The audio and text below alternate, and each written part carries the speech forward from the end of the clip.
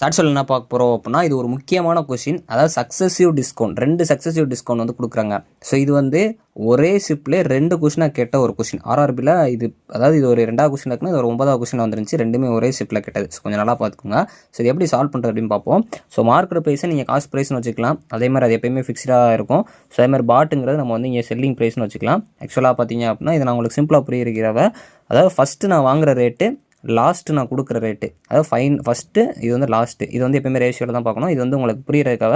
So 900 ரூபான்னு எனக்கு இருந்ததை ஸோ நான் செல் பண்ணுறப்போ வந்து 693 ரூபான்னு விற்கிறேன். அதாவது வந்து இது எது கம்மியாக இருக்குது அப்படின்னா 2 சக்ஸஸிவ் டிஸ்கவுண்ட் வந்து கொடுத்துருக்காங்க.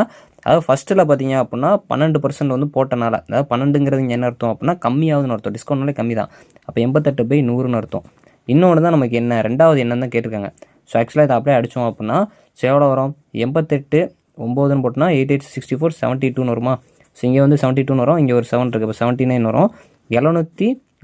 இங்கே வந்து 792 ரூபா அப்படிங்கிறது தான் 693 ரூபா ஆயிருக்கு. ஸோ அப்போ நம்ம என்ன பண்ணணும் அப்படின்னா இதை வந்து அடிக்கணும். மேக்ஸிமம் இங்கே 3ல் முடியலாம், மோஸ்ட்லி 3ல் ட்ரை பண்ணி பாருங்கள்.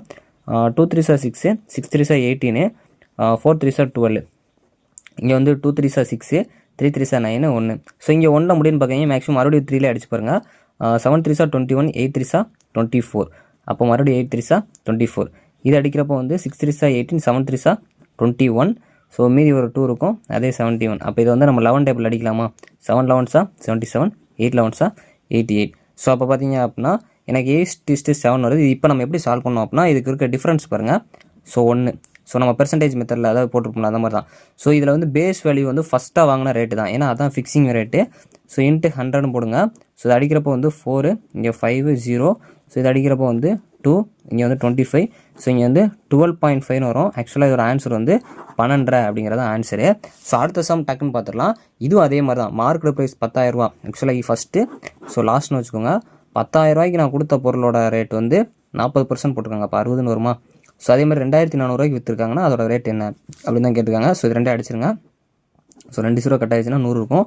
ஸோ இங்கே 6,000 ரூபா அப்படின்னா இங்கே 2,400 இருக்குது. ஸோ இங்கே 2 0 கட் அடிச்சிருங்க. ஸோ இது வந்து 1666, இங்கே 10. ஸோ இங்கே பார்த்தீங்க அப்படின்னா 4 6 24.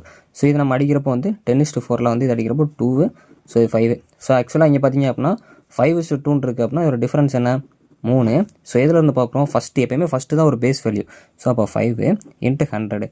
ஸோ 1, இது 2. ஸோ அப்போ 3 2 6, 60% தான் ஆன்சர். இது ரொம்ப ஒரு முக்கியமான ஈஸியான கணக்கு. ஒரே ஷிஃப்ட்டில் 2 டைம் கேட்டாலும் ரொம்ப முக்கியம்.